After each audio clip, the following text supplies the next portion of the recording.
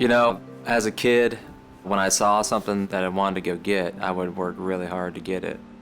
I was that little guy that was always running around, riding the bike around, climbing, digging, playing in the creek. You know, just my body engaged, especially with nature.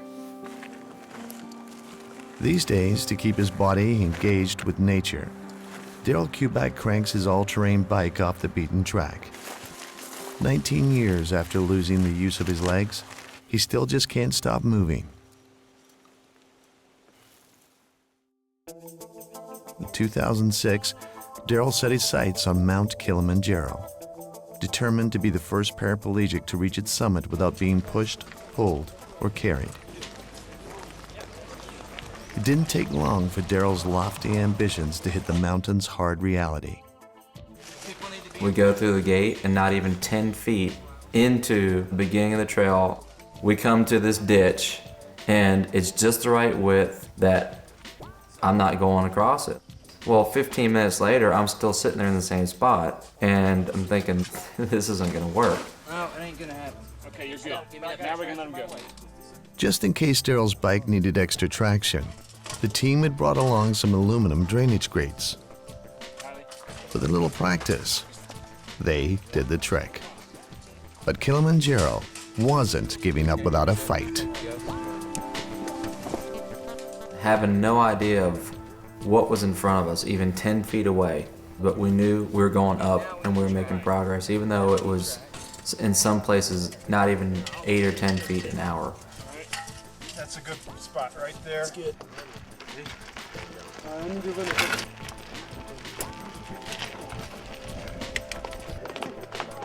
After 7 days of grueling punishment, Darol's team reached Kipo Hut, elevation 15,500 feet. Then, just hours from the peak, disaster. Ultimately, what happened was my body just said, no, you can't do it anymore. My lungs said, you're not doing it. And that sounded like waking up in the middle of the night and hearing my left lung gargling.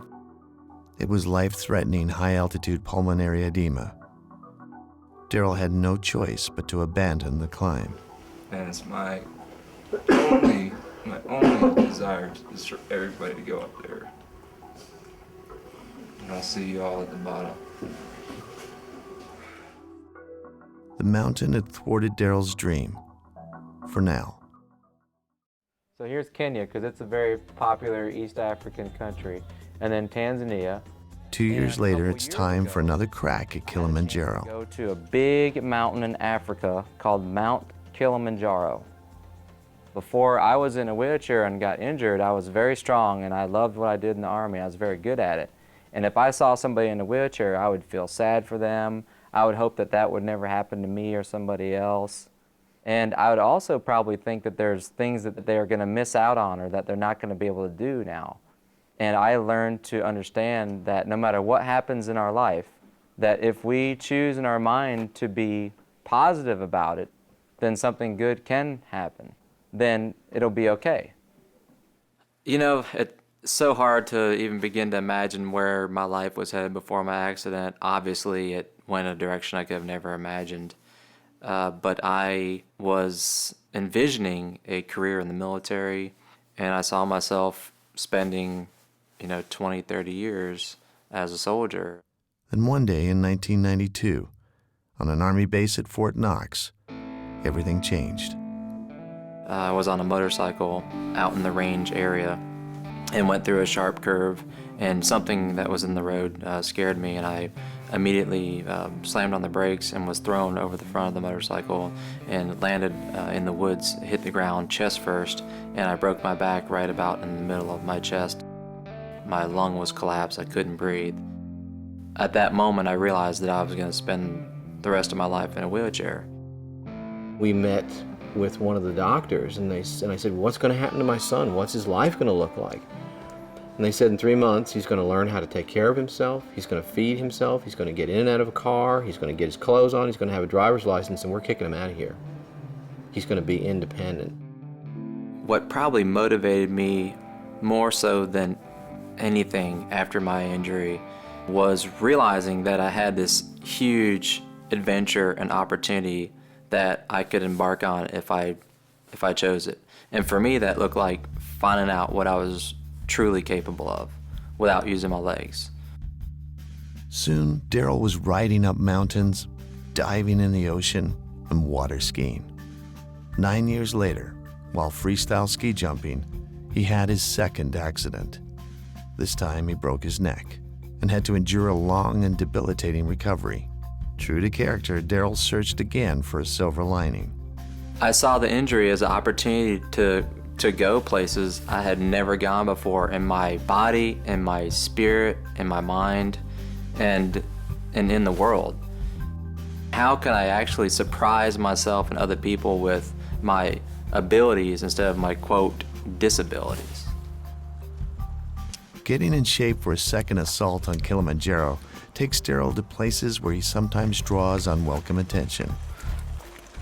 So I come back here on my specialized wheelchair so I can access the wilderness and be healthy and enjoy it for what it is. And I've been stopped several times by people who are telling me I'm not allowed to be here in the wilderness because I'm on wheels. Why would I want to come and do something like this? So, anyway, just keep coming back here and trying to have fun and enjoy it for what it is like everybody else does. It has been said, and I think we all have heard the sentiment that, you know, you can either die doing what you love, or you can die a little bit each day because you don't. I'm glad Darol chooses to do what he does. With every new challenge, Darol finds he isn't constrained by his disability as much as by other people's perceptions. In society, at least, the ways that we are limited is by stereotypes. And I think one of the most common stereotypes of people with disabilities focuses on where the person is weak. We all have a wheelchair, and you can see mine, I might not be able to see yours. What are we going to do about it? By breaking down the barriers of convention, Darol has gained unprecedented access to nature.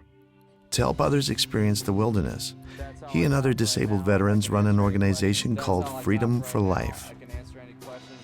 We take people with all different types of mobility impairments and we put them on these really cool off-road arm bikes, and we take them hiking, and we go camping, and we river raft, and we go up in the mountains and just experience nature. And for me, that is the ultimate freedom for life. You really want to pay attention to how you choose your gears. You want to pay attention to where your weight is so you can keep the back wheel engaged so you're not burning up all your energy just digging a hole in the dirt. And I think really for me, you know, that freedom is really more the freedom to try to make out of your life what you want it to be. To reach for a huge goal and maybe fall short, but still keep reaching despite it all.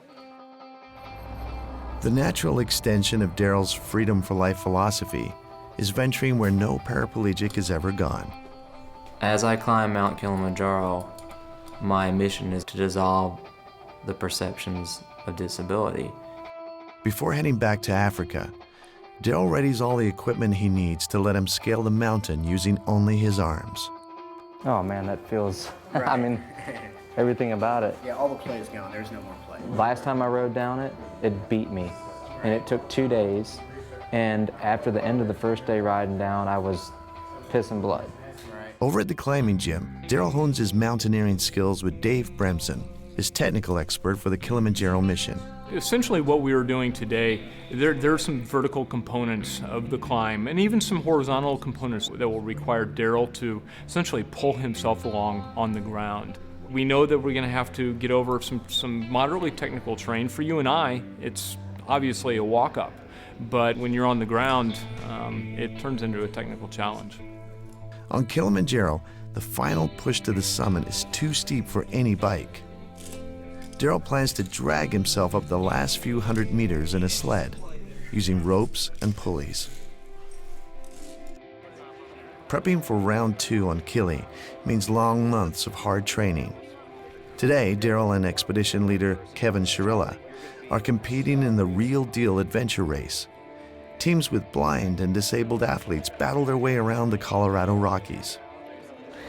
Hey, you know what? This is game on. It's going to be a lot of fun. You know, there's a lot behind this. You know, it's a lot of teamwork.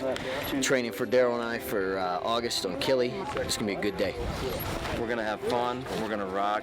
We're going to work together. We're going to be challenged. It's not a sport for the faint of heart.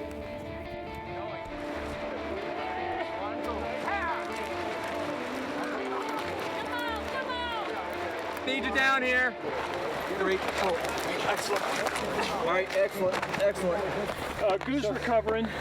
Hey, we did great on that hill. For what we knew and what we had, we did awesome, dude. As we move closer, we're going to do longer things at higher elevations. We may go out and train for 8 to 10 hours in a day, and then the next day turn around and do the same things.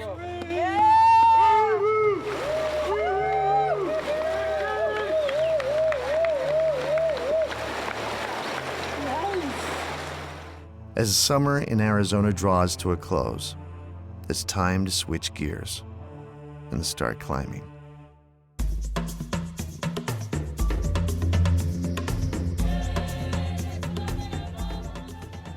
Tanzania is the heart of East Africa, a land of extraordinary natural beauty, wildlife, and people. I was blown away when we landed in Tanzania. It felt like the simple, beautiful world where people were just surrounded by nature that everybody was just so connected to and dependent on. The great amounts of work and energy that it takes for them to survive, to just get clean water and food every day. I realized that if I had to live the way that they live, I would be extremely challenged. Prior to heading up the mountain, the team has work to do. Just like that. We need tension from the front, too.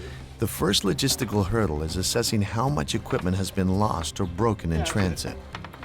When I'm rolling or shifting my weight, this opens up and now my balance point is lost. Even a little piece of webbing and put some grommets in it, that'll... Keep that closed? Yeah. Well, actually, we'd have to put if some... we went from here, even just here to once here. we got to Tanzania, I realized that things weren't quite as organized as perhaps they should have been. We couldn't find gear. We had significant damage to the hand bikes and also to Darol's wheelchair, and it made it a real challenge. With the equipment in such disarray, Darol's patience threatens to unravel as well. Wait, Kevin, don't. what the hell are you thinking? Dude, we can't be on Pull that. from the back. How do you get on there? It's not prepared for that. It's broke. Oh. It just got broke. What, on this trip? No, just now. No. Or the last time somebody sat on it. That was like that when I wheeled it down there this morning. Well, then they broke that too. Everything's fucking broke.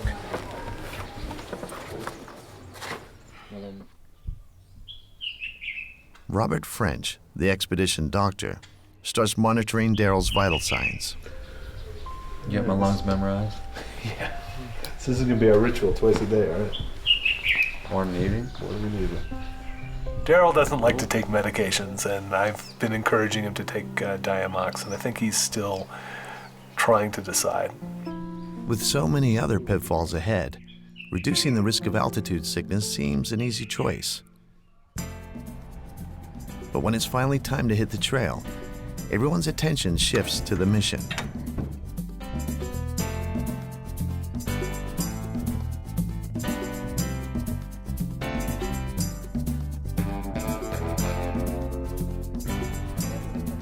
An African saying claims it takes a village to raise a child.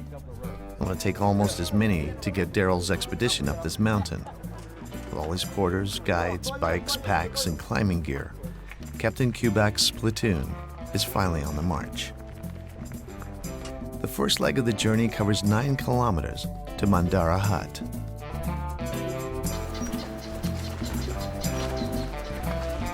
Starting out on the easy, flat trail, Darol falls into a rhythm, hand over hand, cranking along at a steady pace.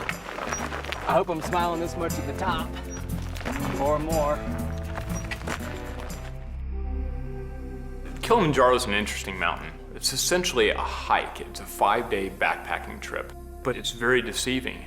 Most of the people that go to Kilimanjaro aren't prepared. Showing up for a safari and a little hike, it results in a very low summit percentage. It doesn't take long before Darol hits his first technical problem and one of his own limitations. That doesn't make any sense. I loosened it and it's just squealing more. I don't know what to do. There's just not enough in the mechanic. Or the front wheel's not on tight. All I did was pull the caliper out.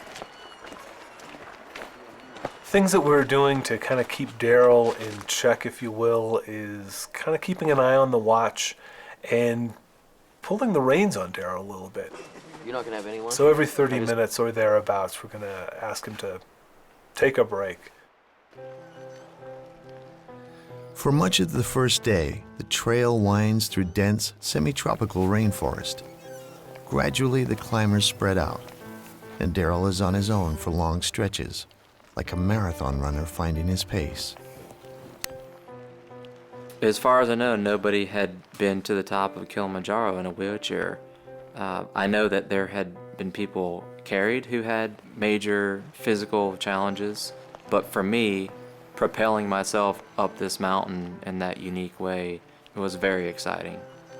I felt as though I was pioneering this trek up a mountain for somebody in my physical condition. As the path gains a little elevation, it's time to bring the aluminum grates into play. As soon as the guys back here that get 3 done, they need to go up. Okay. It's okay, it's okay. But that's about the maximum width right there. The guides that coordinated the whole grate activity, getting the grates in front of Darol, were so important to this trip. I think really helped Darol conserve a lot of energy and made particularly that first several days of the trip go so much more smoothly. Left side. Okay, so left middle to the right. Not on the edge, so this one's gonna kick out. Gonna go further up. Yeah. That's fine.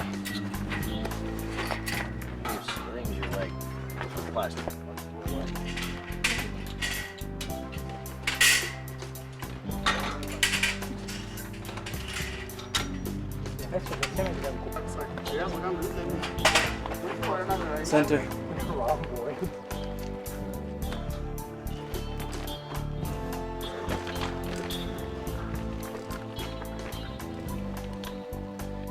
The elevation at the Mandara huts is over 8,900 feet, and it's easy to forget you're just 3 degrees south of the equator. No one needs encouragement to settle down for an early night. Good stuff, man.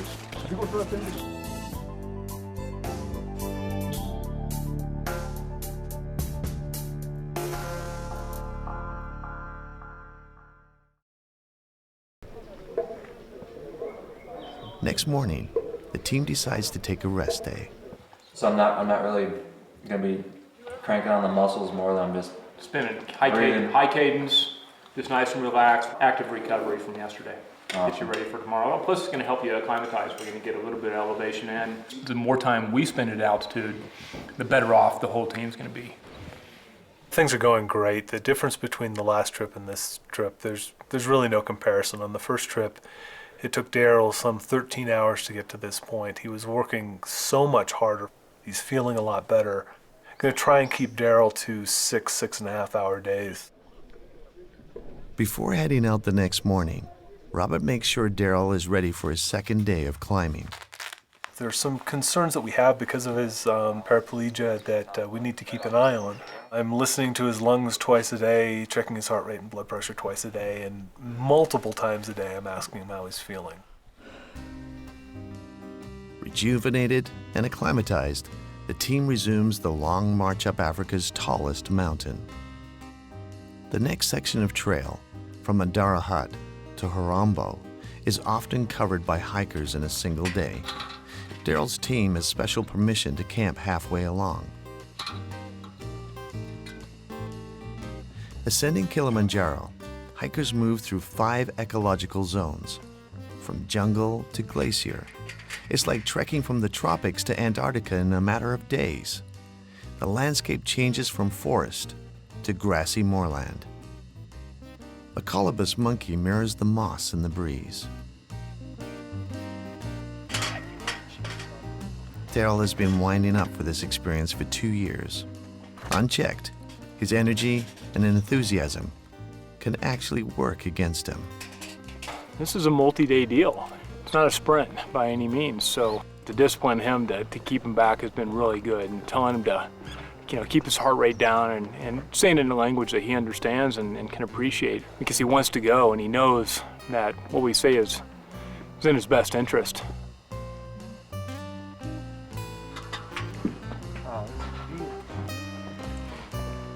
By afternoon, he's entered a new world of arid grasslands, desert vegetation, and chameleons found only on Kilimanjaro. He turns red night. Look at his hands. Those are cool. After another couple of hours of hard slogging, Darol's running on empty.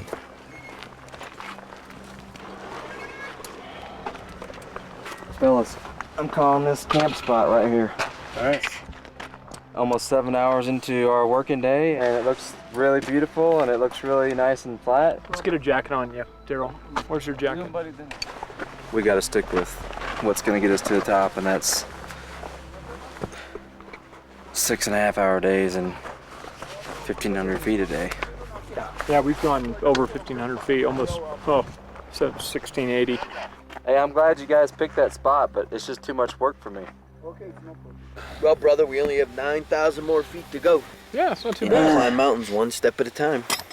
One crank at a time, you know? Kilimanjaro beckons in the distance, a narrow path showing Darol's way up the tallest freestanding mountain in the world.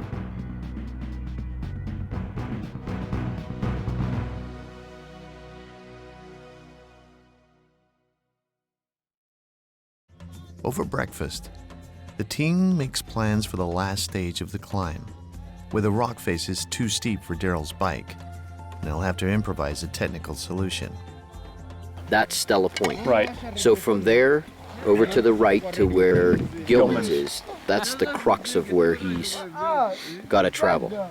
How about we all move to Huaranbo tonight? We stay there. The next day, you and I go to Kibo while they continue on with the plan. We get everything all ready, and I'd like to go all the way up to Gilman's. So we're looking for anchor points. I'd like to get the puzzle solved for the most part before they even get there. The thing is, once we move up high, we may have to run one of the long ropes around some huge rocks up there for anchor points. Right. Because the scree may be way too deep, or Right. too hard to get in, or not stable enough. The question of just how Darol is going to ascend the final push to the summit has shadowed the mission from the start. No one knows whether the ropes and pulleys they've brought along are going to work. Yet this single challenge could threaten the success of the entire expedition.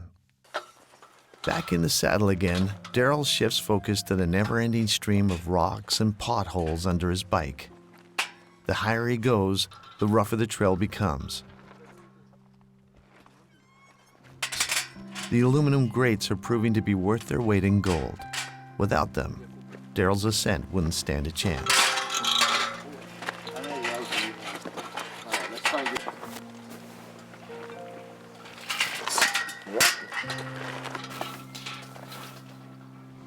Right now we're at about 11,440, so he's feeling good. The cloud cover is great for the temperature. We all feel acclimatized, so moving along, about 11,440.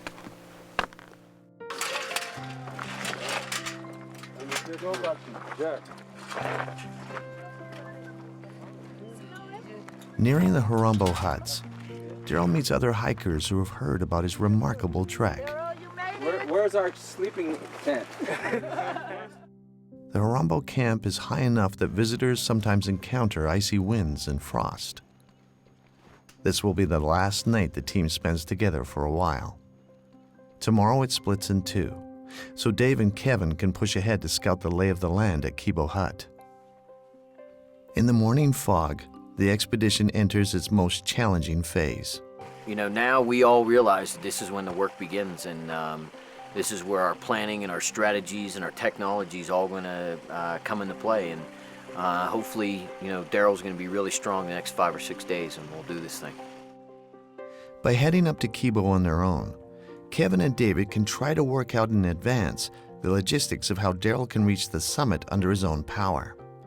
Meanwhile, Robert hangs back to make sure Darol sticks with the slowly but surely strategy. This leg of the trip is normally done in 1 day. We're going to be doing it in 2, where our goal is, you know, roughly 13,500 feet to 14,000 feet. You know, roughly halfway through, we intend to set camp. Here in the chilling mist, it's tough to be patient. Yeah, I'm ready to get out of here. I'm just cold and damp, you know? Even though everything else tells me to sit still and stay warm, I'd rather venture into the clouds and not see.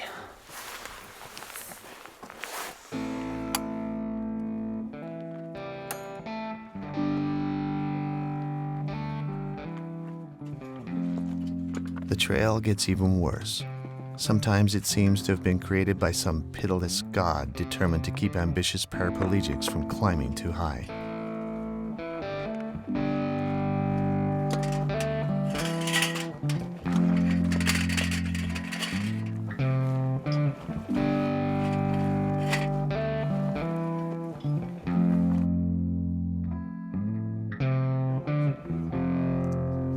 After another full day of punishing exertion, there's nothing like a little physiotherapy to soothe tired, aching arms. Stretch. Yep, hold that.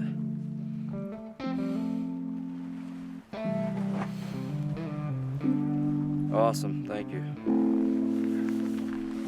It's early to bed, with only more of the same waiting tomorrow. So the difficulty of Darol's mission is appreciated by the climbers he encounters. Morning on Mawenzi Ridge. Darol's team breaks camp to start the long trek across an alpine desert. It seems worlds away from the lush rainforest down below. The terrain starts to resemble a lunar landscape, and the air is getting thinner by the hour. Breathing and cranking his bike get harder and harder. In the wide open spaces, Darol's attention turns inward to reflections on Kilimanjaro. The mountain represents for me the daily struggle that I experience as a human being. And as I'm there, I'm inviting new lessons. The mountain feels like the teacher that I've always wanted minus the human element, because I don't feel like the mountain can potentially fail me. Only I will fail me. Yet the human element is ever present on Kilimanjaro. 25,000 hikers attempt the climb each year. Only 40% make it to the summit, and about 10 people die trying. So the difficulty on Darol's mission is appreciated by the climber he encounters.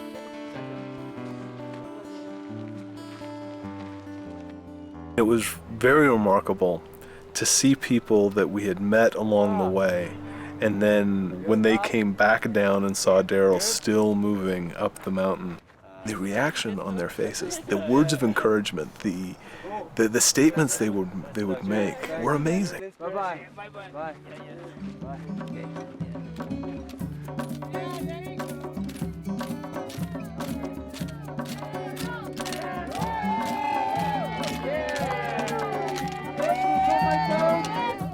Hey, did you get the top? Yeah! Awesome. We did it! Yeah, congratulations. He will be my hero. No. Because really, it is so difficult. Oh, your hands are cold, girl. Yeah? Okay. Bye.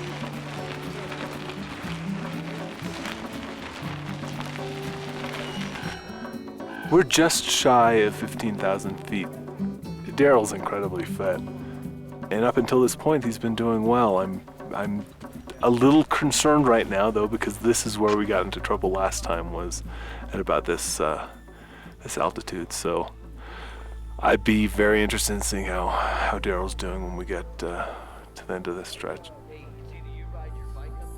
Kevin and Dave arrive back from their hike up to Gilman's Point, and the reunited team pulls into Kibo Hut together.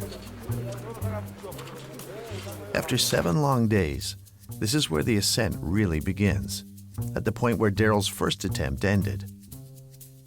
All right, so let's talk about the mental game plan for the next 4 days. We leave on the 14th, okay? We'll get just below Hansmeier Cave, then we got the 15th to Gilman's, 16th to the summit, and back down to Kibo. That's the best case scenario, okay?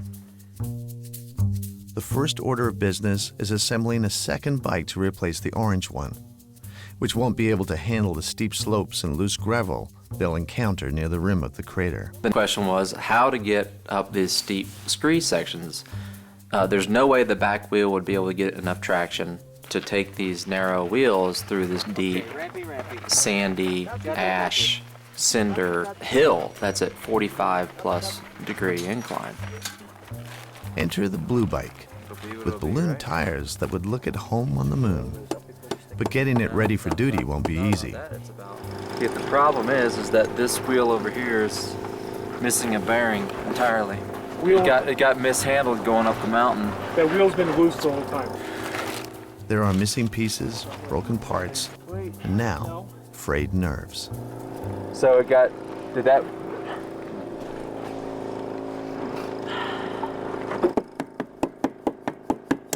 Yeah, it just seemed like, the bike hadn't had much care given to the tire aspect of it. I don't think they were touched since the last time we had used them. The balloon tires weren't built properly, so we had to rebuild them. There was a sense of urgency to get it done, and also some anxiety in that we didn't know if we were going to be able to fix some of the damage that had been done. It got frustrating. There was several moments where I thought, we're not going to go up any further from here. When the repair job is finally finished, it's time for a test run that involves pounding in anchor posts uphill and stringing a long rope back to the bike, which Darol had customized for this very purpose. We ended up disengaging the rear drivetrain, putting a winch on the front that would allow me to advance a static rope line, and instead of cranking a chain to drive the rear wheel, I'm cranking the rope that's running through the winch. Hey, Kevin. That is 300 feet up the mountain and ascending the mountain several feet a minute. The testing done, the team meets to strategize about tomorrow's climb. Now that we're moving up high, there's a lot of things that are going to change a little bit. One, our levels of energy, our levels of frustration, things like that are going to come on a little bit quicker. This is a serious time for Darol, and just try to keep it as positive as we can and upbeat. And, Darol will help us keep that stuff in check as well. If you are feeling, like you're feeling pissy and you got something to say about it, please turn it into something positive or think about it first, because negativity, even if it's just in fun, it doesn't work for me when I have to have my mind and my body in the environment that we're in now. Let's just stay excessively, disgustingly positive. Let's try to be out of here by 9. Right now it's 8:25. All right, guys, let's go. Let's roll. Game time. Today we're going to be moving to just at 17,100 feet. So we're going to be gaining about 1,700 feet of elevation. We're going to move up with the orange bike and the grates to the base of the hill up here, a few hundred meters up, and then we're going to transition over to the blue bike. All right, we'll meet you up there then with the blue bike.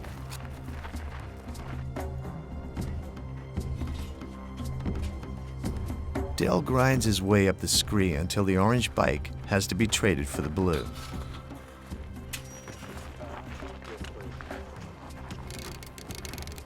But just when they're finally embarking on the first real technical challenge of the mission, everything starts to unravel.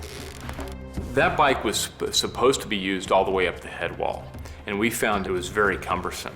Anytime the terrain changed and the tension on that capstan changed, it would bind up, it would stop to work. It was very frustrating. We went almost a full day and moved only a couple of 100 meters. See, we need more tension on here. Okay, now pull straight underneath. Directionals. If you release Killer. too quick. I'm not gonna do the long rope just because one was short.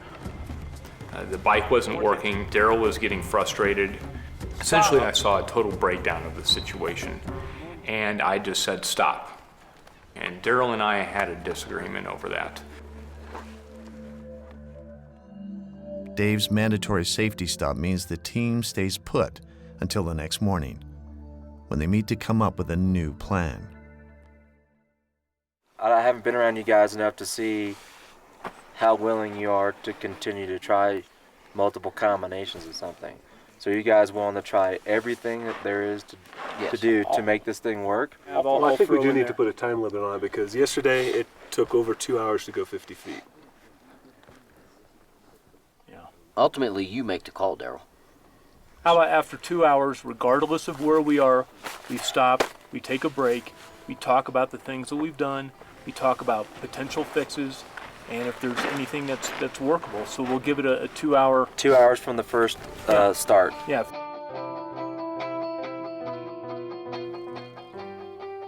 As it got steeper, the gear ratio of it was too challenging for Darol. I mean, he could do it, but he was hammering pretty hard just to move a couple of inches.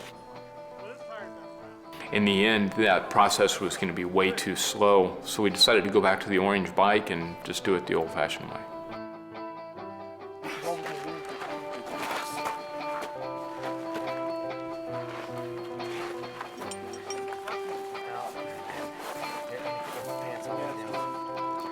Okay. Thank you, my brother.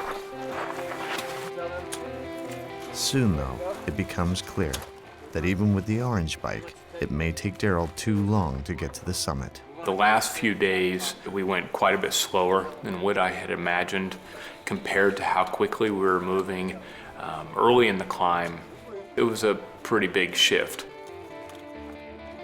If you take a look at the gray strip that goes up to the right past Hansmeyer Cave, and where it dead ends and goes left up the scree field, I think that's where we should shoot for putting our tent tonight. Start our journey tomorrow from there. With its sweeping view out across the saddle, the camp is tantalizingly close to the summit. Yet it is so much easier to look back at where they've been than to get where they're headed. Next morning, with a dawning awareness that his mission may indeed be impossible, Darol starts thinking of his goal in new terms. I have a fear of failure, and not summiting could potentially equal failure if I think a certain way. And I propose that a climb on a mountain like Kilimanjaro is successful if someone went and climbed the mountain. Who says that summiting has to be in the equation? We're approaching the top of the slope that's right below the rock band at Gilman's Point. Once we hit the rock band, he's going to be negotiating some very challenging terrain, some vertical, some near vertical, and a lot of obstacles. It's going to take several hours to get through it, but once we do that, we're at the top of Gilman's, and essentially we're pretty close to the top of this mountain. Up here, even for a seasoned mountain rescue pro like Dave Bremson, it's tough slogging. And for Darol's trusty old orange bike, it's just about the end of the road.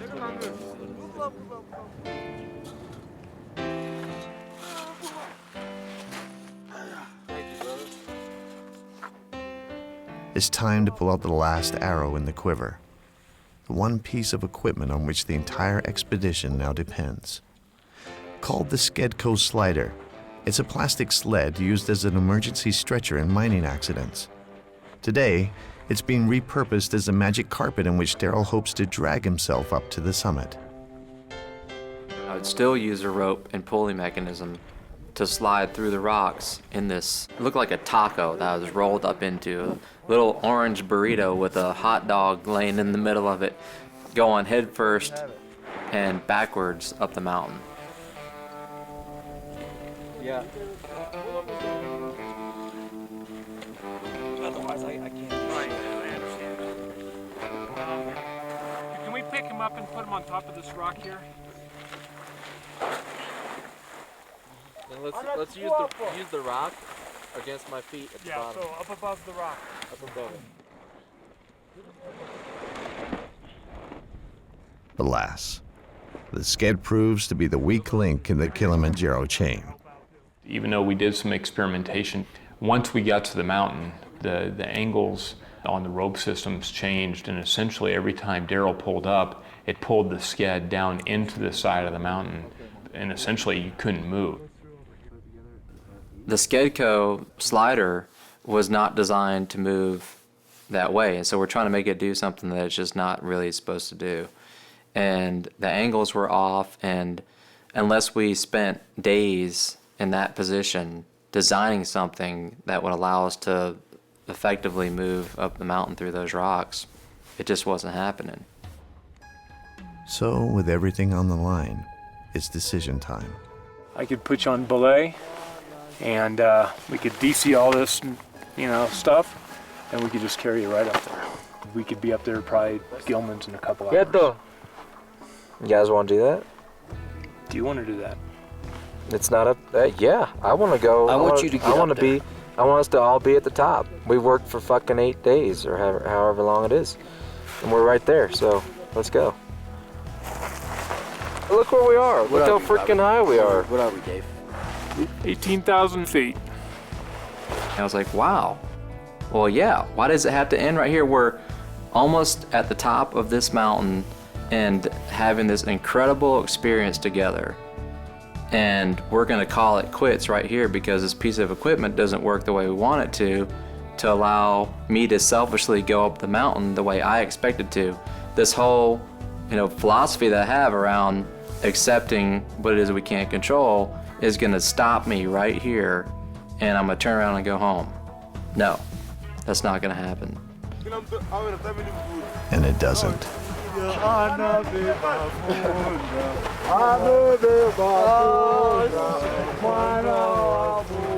Darol ascends to the summit of Gilman's Point as no one else has ever done.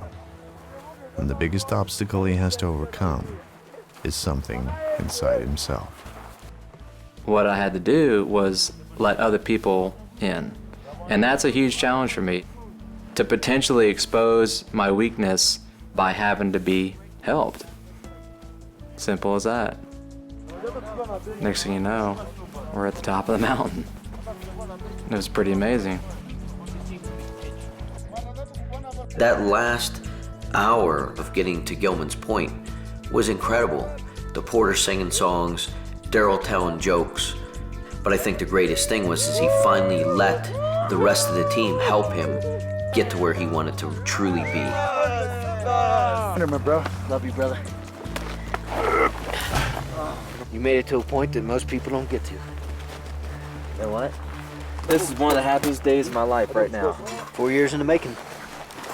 Hey, and who knows what next year or the year after will be like. Something totally stupid, I'm sure. So let's make up some more craziness to do. Darol Kubacz didn't get to the top of Kilimanjaro quite the way he wanted to. Yet on his way up the mountain, he found himself changing gears and reaching a different summit. What? Good job, brother. Lay down. Talking to me? Yeah. That's sort of thumb. As the sun's going down behind Kilimanjaro and casting this amazing shadow, we all shared that moment of the sun and the moon and the shadow of the mountain. That was it. That was the ultimate reward.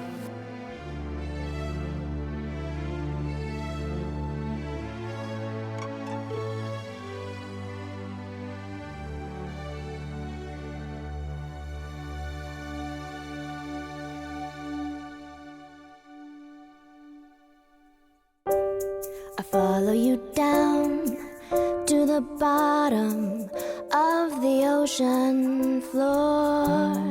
Take a deep breath and pull me under. Bewildered, astounded, there's so much for us to explore. Take me outside into rain, into thunder. Let's go outside. Take me outside. I'll be right behind you. I'll be right behind you. I follow you coast to coast, west to east and back again. I follow you all the way to the top of this mountain. When push comes to shove, if we hold on